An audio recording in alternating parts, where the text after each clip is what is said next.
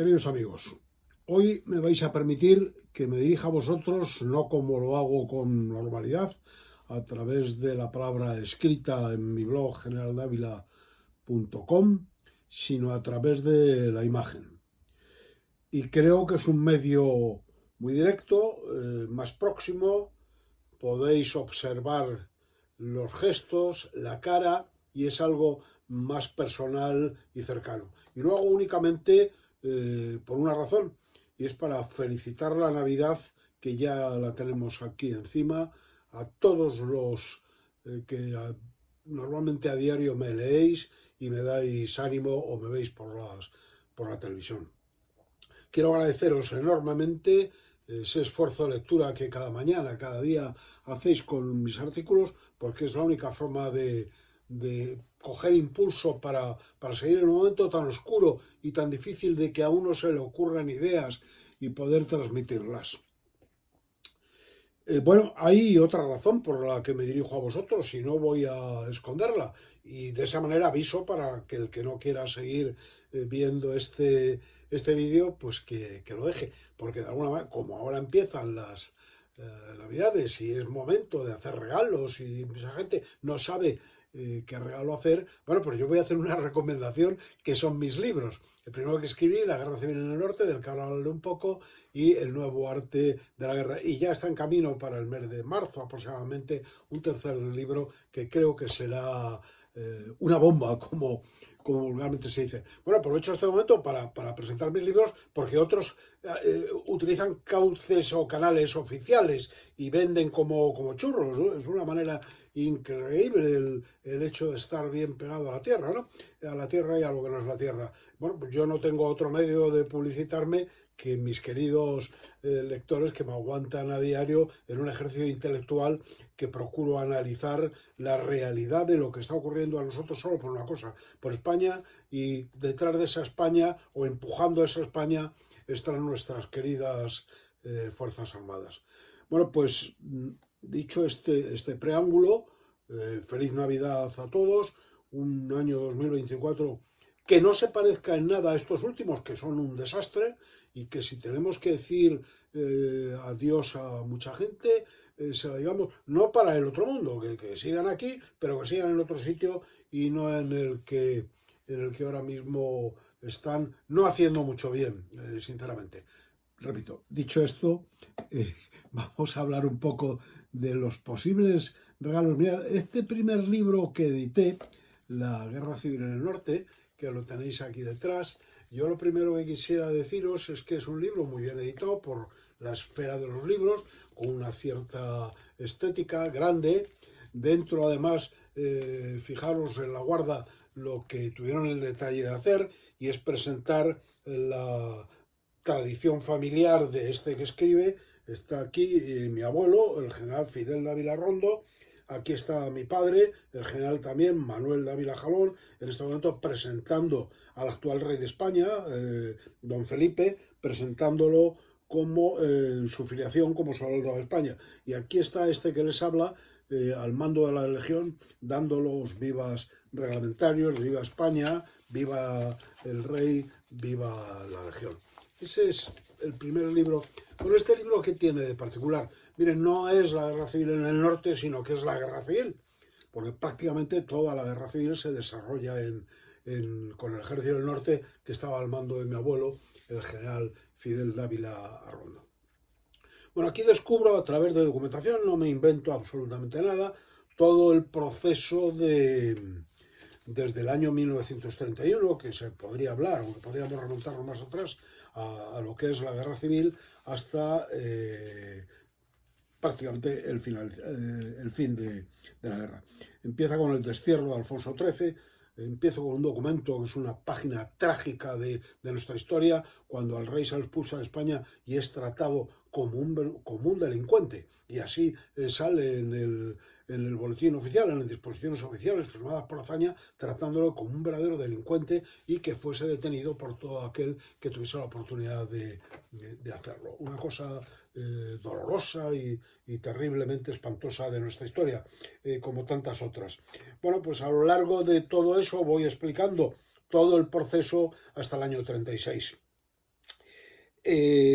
las reuniones de los generales, hay cosas curiosísimas de cómo se inicia esto, cómo en un pueblecito cercano a Madrid, en una finquita que tenía uno de los generales, el general Fanjul, se inician ahí unas conversaciones, he localizado el sitio donde se inician esas conversaciones de Franco, Godet y el general Fanjul.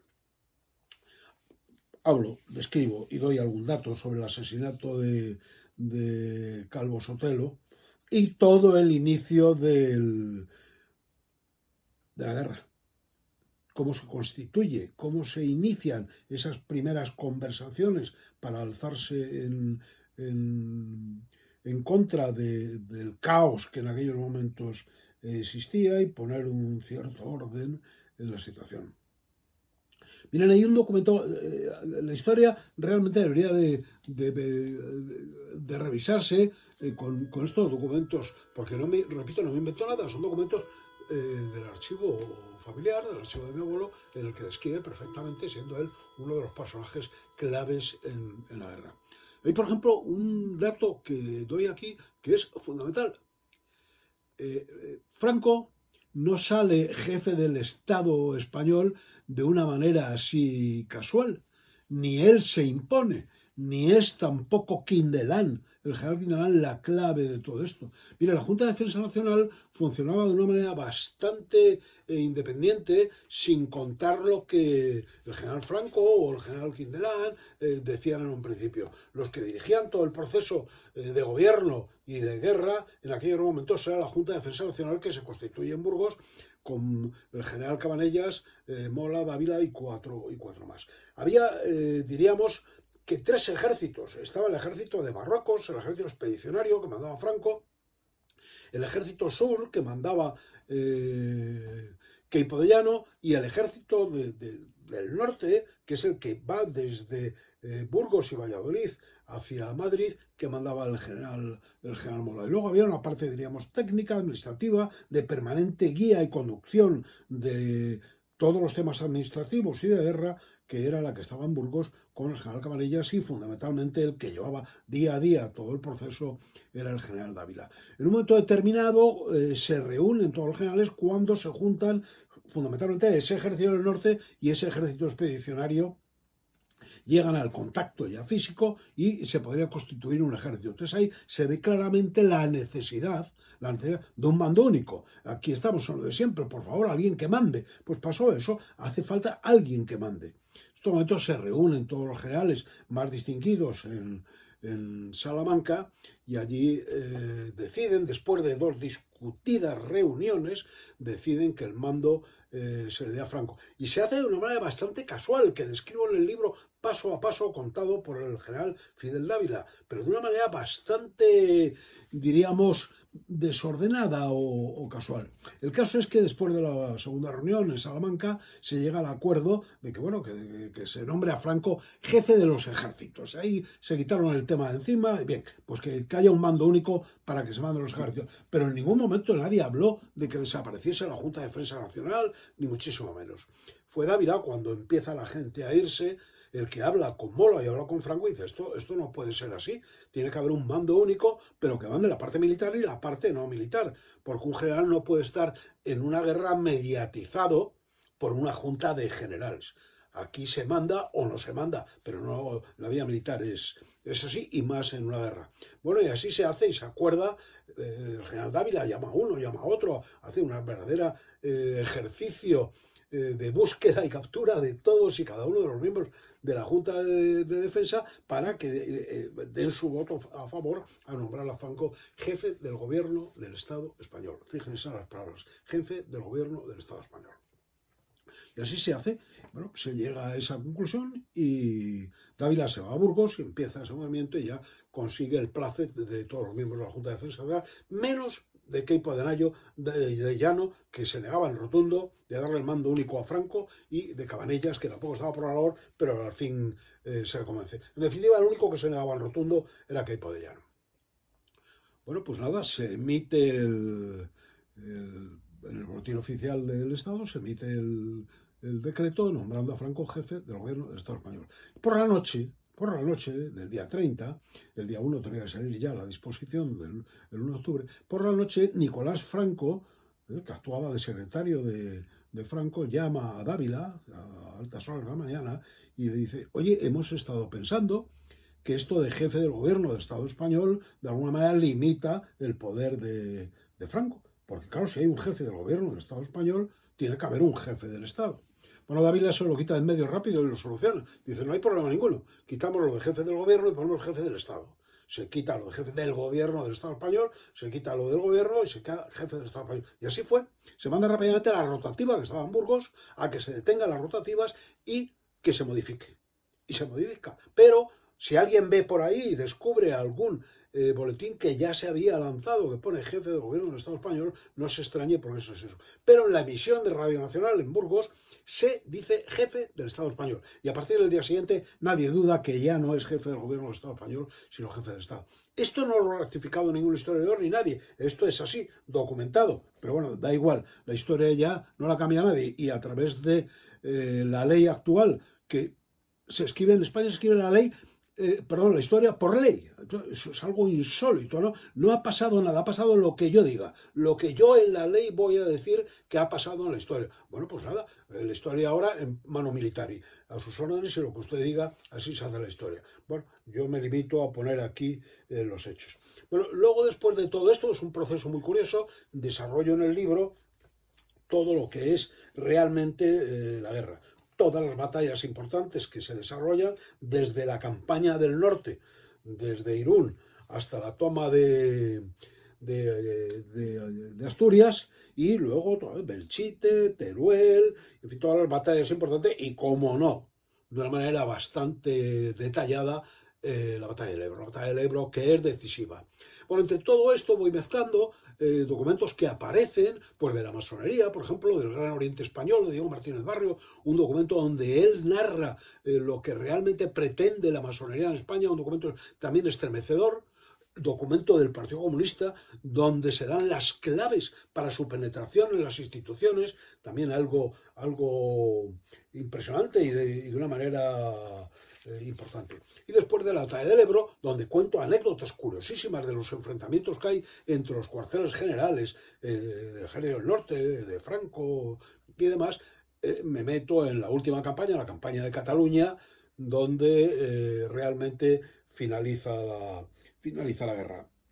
Bueno, hay documentación de alguna manera privada entre cuarteles generales, entre unos y otros, que creo que le da un cierto tono de entretenimiento al libro. El libro, no buscan ustedes un libro pesado, un libro de batallas, un libro... He buscado más la parte anecdótica, bueno, acompañado siempre de mapas y de gráficos que creo que son importantes para entender todos. Yo creo que después de la lectura de este libro se hace una idea bastante clara y concreta de lo que es todo el fenómeno de la guerra en sí, pero también de la parte política y de la parte de relaciones tanto de un bando como de otro.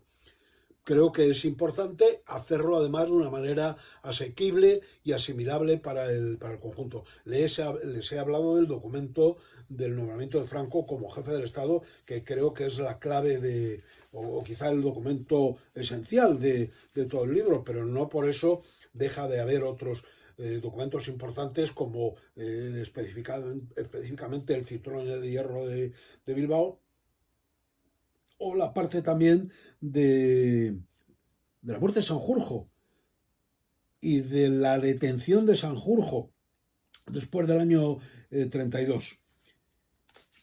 Este libro tendrá su continuidad porque si esto ocurre, es heredero de todo esto el periodo que va desde el año 39 al finalizar la guerra hasta prácticamente la aprobación de la Constitución. Somos herederos de la historia, nos guste o no nos guste. Bueno, pues no voy a darle más la lata con el tema. Les digo que creo que es un libro interesante y lo digo para ver si entra dentro de sus cálculos y sirve de regalo para estas Navidades. Se lo agradecería mucho porque todos, repito, escribimos para que se nos lea, no para otra cosa. Y el que diga lo contrario, bueno, pues que me lo explique porque no lo entendería. Entonces, paso al siguiente libro. Miren, después de esto fue la propia editorial, La Esfera de los Libros, a la que le estoy muy agradecido, cuando estaba escribiendo ese tercer libro que digo que es heredero o la continuidad de este, me pidió un libro sobre algo tan actual, tan día a día, que lo tenemos pegado, que está llamando a las puertas de casa, que es la guerra. Entonces me pidió un libro sobre el arte de la guerra. A alguno le puede sonar a extraño hablar de arte en la guerra. Sí, cualquier actividad humana es artística, ¿no? Y hay una mezcla enorme de arte y ciencia. Hoy en día parece que no hay mucho arte en la guerra, ¿no? Todo es a base de aparatos, de ciencia, de técnica y pum, pum, pum, y de machacar. No hay esa maniobra, no hay esos movimientos envolventes, no hay esos desplazamientos apropiados a un lugar o a otro. Realmente la guerra parece una barbaridad lo que voy a decir, pero entiéndanlo ustedes. La guerra ha perdido humanidad, ¿no? Ha perdido ese punto humano del cerebro del estratega, del táctico que sabe adivinar las direcciones adecuadas para antes terminar la guerra lo antes posible, y esto es clave, y con el mínimo número de bajas. Esto es lo que hace un buen general. Ganar la guerra con el menor número de bajos. Y nunca someter a sus hombres a riesgos innecesarios. Esto es clave. Bueno, hoy en día, hablar de la guerra y todo el mundo habla de drones, de aviones, de tanques, de carros de combate, de misiles, de artillería, de unos aparatos de la ciencia metida a tope. Nadie habla de la filosofía de la guerra. Bueno, tan triste es que hoy en día para ser militar en el ejército español hacen falta 5 años, 4 para ser ingeniero, en los otros 5, que se estudia fundamentalmente y solo para ingeniería, y el último para ser militar. Lo cual quiere decir que de humanidades poco. Un hombre que haya estudiado humanidades en su bachillerato, desde luego tiene cerradas las puertas de la academia militar. Bueno, pues yo hago todo lo contrario. En este libro lo que traigo es la parte humanística, la parte artística, la parte histórica, la parte filosófica de la guerra, porque la guerra tiene mucho de filosofía y es fundamentalmente aprender de la historia. Y eso es lo que van a ver ustedes reflejado aquí en este libro. Un libro que he procurado también entender el fenómeno de la guerra para todo el público de una manera sencilla y directa. Y empiezo desde la Ilíada o quizá desde antes, desde Gilgamesh. Quizá es la única forma de entender por qué los hombres nos seguimos matando entre unos y otros. Nadie lo podría entender si no mira hacia atrás. Que después de tantos miles de años de civilización, el hombre sea cada vez más brutal y haga la guerra de manera más brutal. Miren, aquí digo algo que se lo voy a decir. Hay 2 factores que yo pongo contra la historia, que ha cambiado radicalmente el proceso de hacer la guerra. Uno fue la bomba nuclear de Hiroshima y Nagasaki. Cambió radicalmente. Ya no había arte, ya solo había destrucción y muerte. Eso es un fenómeno que ha marcado de una manera definitiva el hacer la guerra. Esto lo explico con detalle en mi libro. Ya no hay arte. Y luego hay otro fenómeno muy importante. Antes era un general con sus tropas. Hoy la guerra se hace de una manera totalmente distinta. No es la continuación de la política, como decía Clausewitz. Es el fracaso absoluto de la política y el aprovechamiento de la economía para seguir vendiendo. Miren, también se lo digo. Si tienen dinero, no inviertan ni siquiera, como dicen, en placas solares o en esas cosas. No, inviertan en armamento. Eso es lo que hoy da dinero. La guerra es la continuación de la economía y es la economía la que se está poniendo las botas con la guerra. Hoy en día la industria de armamento pues es una industria floreciente. Ahí es donde las acciones de esas empresas suben como la espuma. Esto es un hecho incuestionable. Bueno, de alguna manera he procurado darle un cierto aspecto de humanidad y entender de otra manera el fenómeno de la guerra. Bueno, pues voy terminando. Esto es casi todo. Les animo a... Este es un librito que se lee con una gran facilidad. Y dice, guerra. Miren ustedes, es que está en la puerta de casa. Entendamos el fenómeno para ver si podemos evitarlo. Poco más que seguir escribiendo y seguir agradeciéndoles que lean blog generaldavila.com, que casi a diario voy publicando con una cierta rigurosidad, por lo menos lo pretendo, y buscando la verdad. Feliz Navidad. Enormemente agradecido por ese apoyo que me prestan, porque sin él, desde luego, es imposible seguir aquí cada día. Que el 2024 sea distinto a este y al año anterior. No estamos en la mejor parte de nuestra historia. Y bueno, la esperanza existe cuando se hace algo. Si solamente esperamos a que lo hagan los demás, desde luego nada va a cambiar. Muchas gracias y feliz Navidad.